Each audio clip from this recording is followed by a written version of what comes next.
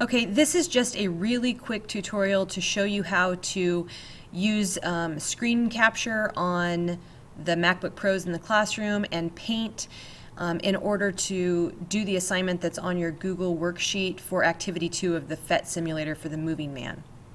Once you have done the activity and you've created the graph with the 5 scenarios for the Moving Man, you'll have something on your screen that looks like this. The first thing you need to do is basically do a print screen, but on the Macintoshes there's no key for print screen. So what you have to do is you have to push Shift, Function, and F11.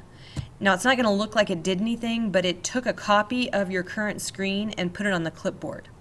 So now what you need to do is you need to go to your Start menu, and you need to open up Paint. Now I've already opened Paint, but if you haven't, you can go to All Programs, Accessories, and then open up Paint. Once Paint is opened up, you can do a right click and paste, or I prefer keyboard commands, so I'm going to do a Control V for paste, and it's going to paste that screenshot that I took on my in the Paint program. I'm going to scroll so that I can see all 3 of the graphs that I want, and then I'm going to use the Select tool here. It's going to give me a crosshairs. Notice if I don't have the Select, or before I had a 4-headed arrow. Once I choose the Select tool, I get this crosshairs, and I want to select just the graphs and including the ruler, and I only need up to where my data ends. So I'm going to go ahead and select all the data points. Anyway, so now that I have that section of the graph selected, I want to cut and paste that into a new Paint file. So I'm going to do Control X for cut, and when I do it looks like it disappears. And then I'm going to go over here to the Paint first menu and ask for a new Paint file. And then I'm going to click that I don't want to save the changes to the current one. And now that a new Paint file has opened, I'm going to do Control V again to paste those graphs. It asks you to divide your graphs into the 5 parts of his motion. To do that, you can select the line tool. You can also choose the thickness of the line tool, so I'm going to choose a relatively thin one. I like black. Black is not one of the colors on our graphs. And then if you would like to draw straight lines, if you click and drag while you hold your Shift key, you get straight lines. So for instance, maybe I wanted to say the first part of his journey, or the first part of his motion started here. And then once I get that line drawn, I go, oh, you know what? I should have scooted it over. Well, I can use my arrow keys to move it over just a little bit if I need to. And then I have to click my line key a couple of times to unselect or deselect that first line. And then I can draw another line. So for a while,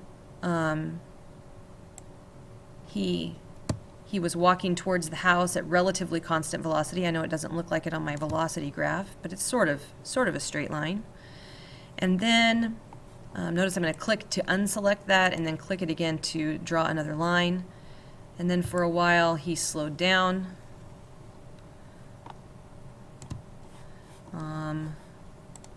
Then he was at rest while he was searching his pockets for his keys. Now, by the way, I'll show you how I can use the arrow keys. So I draw this line and I go, oh, it's not exactly where I want it. That's all right. I can use my arrow keys to shift it over. And then, so here I have all 5 parts. This is as he's walking back to the tree. This is while he was standing still. This is while he was slowing down as he approached the house. This is while he was approaching the house at constant speed. And actually, this very first part, let's go ahead and draw another line here. At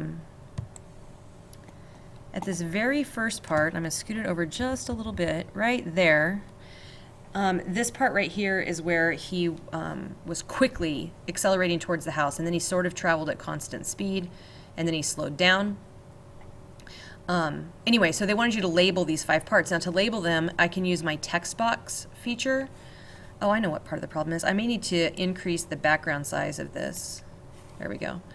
I can then use my text box feature to say this, during this section, this is where he was walking back toward the tree. And if I want to make it more narrow so that it fits in the space, you know, I can just adjust my text box to fit my text. And then over here, when I use a text box over here for this first one, I may have to, so quickly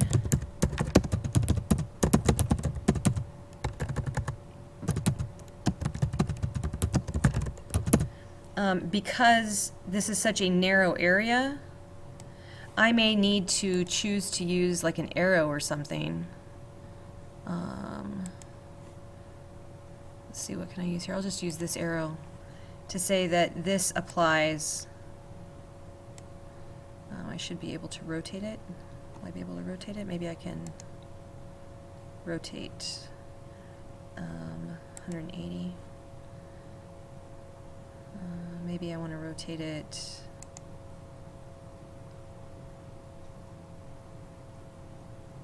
Well, it's not going to let me. Anyway, you guys get the idea, so that I could then move this over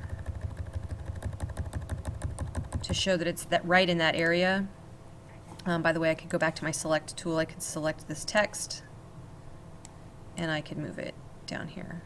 So I could show where it is. Anyway, once you have it all labeled the way you want it labeled, you're going to choose your select tool one final time, and you're going to select everything that's pertinent. So all of your annotations and all of your lines and everything. Then once again, you're going to do a copy and paste. So I do a Control-C to copy it. And then you need to paste that in your worksheet. So here's my, this is my Activity 2 worksheet. And so I'm going to do a Control-V to paste it right there. And it's in here. I can size it.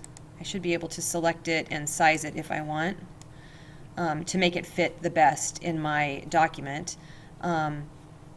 Anyway, that's how you get it into your Google Doc, and good luck.